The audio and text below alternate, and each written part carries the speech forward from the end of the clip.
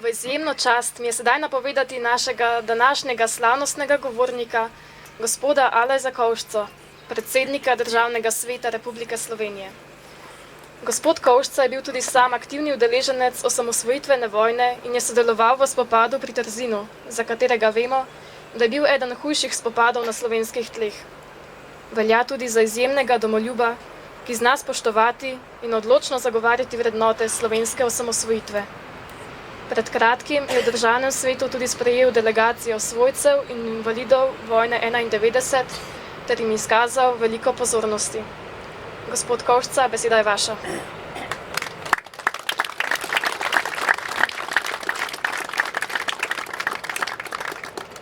Hvala lepa in dovolite, da vas malček popravim.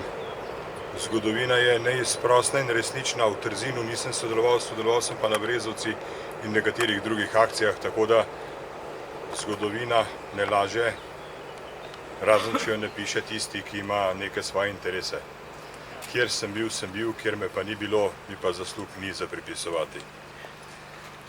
Spoštovane gospe in gospodje, spoštovani cenjeni gostje, v veliko čast in osebno zadovoljstvo mi je, da vas lahko na tako izjemnem mestu slovenske zgodovine nagovorim v imenu drugega doma slovenskega parlamenta in seveda tudi v svojem osebnem imenu.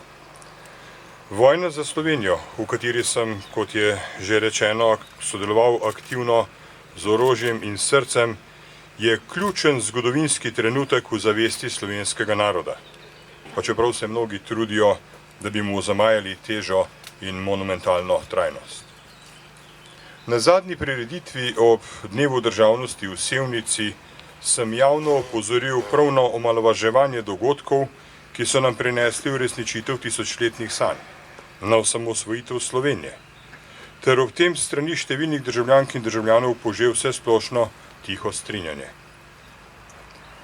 Da je nekaj res narobe, da se kot mlada, uveljavljena in razvijajoča se država še vedno prerekamo o simbolih in dogodkih iz naše pretekle in polpretekle zgodovine, je hitro jasno prav vsakomur, ki nas opazuje. Tudi 28 let na 45 let podlage ne prinaša dovolj spoštljive distance, da bi zaživeli povezani v miru in enotnosti, kot smo si odločno zastavili v tistih viharnih, nemirnih dneh pred 28 leti. Vrednot slovenske osamosvojitve se ne da kar tako izbrisati, to vam povem iz lastnih izkušenj. 10-dnevna vojna za Slovenijo je za mnoge izmed nas tista res prava, bitka kakor življenje dolga.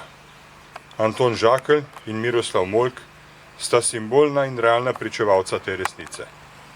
Njuni življenji je vzela domovina, vzela z zavedanjem, da bi še bolj cenili mir in samostojnost. Da nam ni bilo nikoli nič podarjeno in da smo si svojo usodo izborili sami, z orožjem in besedo. Tisti, ki ste in smo pokončno vstali pred agresorjem in leta 1991 nosili na tnalu glavo za našo Slovenijo, ne bomo dopustili, da nam spomin na neke druge bitke in vojne izbriše te izjemne in enkratne osamosvojitvene dogodke.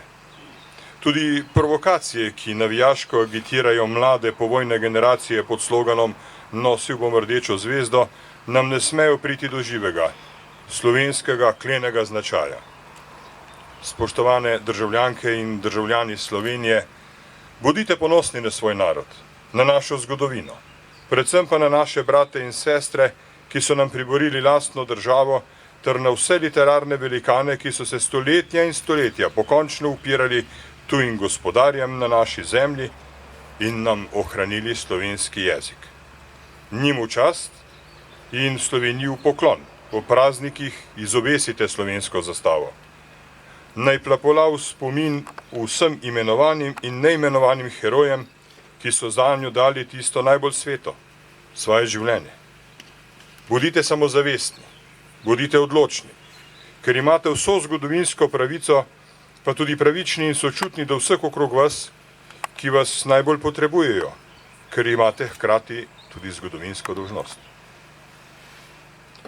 Ko sem spremljal sago in napore postavljanja tega čudovitega spominskega obeležja, pri katerem smo se danes že tradicionalno zbrali v poklon Miroslavu in Antonu, sem prišel do spoznanja, da je država lahko tudi mačehovska do svojih sinov. Edino, če so bratje med seboj sprti in od idej zaslepljeni. Deli in vladaj. Staro antično reklo, ki mu ostajajo zveste generacije in generacije voditeljev, že tisočletja napaja eno samo politiko izključevanja in konfliktov. Čas je, da gledamo naprej, ne nazaj. In tako napredujemo v svoji človečnosti kot narod in kot posamezniki, ter končno prerasemo vzorce, ki so storili več gorja kot dobrega na tem svetu. Da bomo živeli bolje, da bomo živeli pravičneje, da bomo živeli in preživeli. Kot pravi pesem vseh pesmi, naj pride dan, ko prepir iz sveta bo pregnan. In dovolite mi, da ponovim nekaj besed, ki smo jih danes slišali pri sveti maši. Najhuje je, če te prodajo lastni bratje. In najhuje je, če postaneš takšen kot oni in se nad njimi zneseš in s tem izgubiš svojo dušo.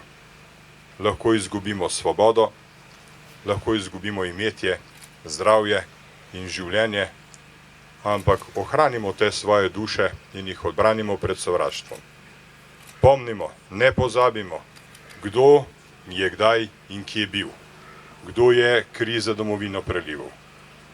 Ampak ne sodimo drugih, ki tega niso počeli. Samo tako lahko živimo in ustvarjamo skupaj. Ostanimo kleni Slovenci, zvesti svojemu narodu, jeziku in zvesti pravici in srcu. Borimo se, zmagujmo, pa tudi odpuščajmo. Hvala lepa vam, da sem bil lahko danes z vami.